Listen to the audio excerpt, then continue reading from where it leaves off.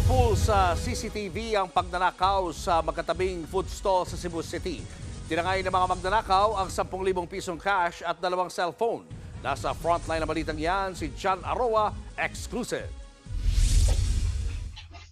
Sa kuhang ito ng CCTV sa Guadalupe, Cebu City, makikita ang isang lalaking hinahalugog ang loob ng tindahan ng lemon juice. Dahil madilim, gumamit siya ng flashlight. Sakto namang nakita niya ang isang kahon na naglalaman ng perang kinita ng tindahan. Sa isa pang kuha ng CCTV sa katabing tindahan ng pastil, naispatan din ang lalaki pati ang isa pa niyang kasama.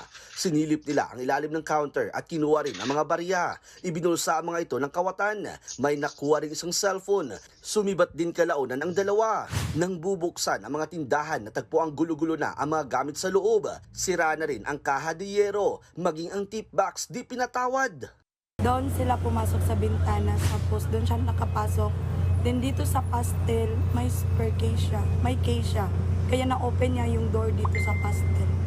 Sa kabuuan, aabot sa 10,000 pisong cash at 2 cellphone ang ninakaw mula sa 2 tindahan.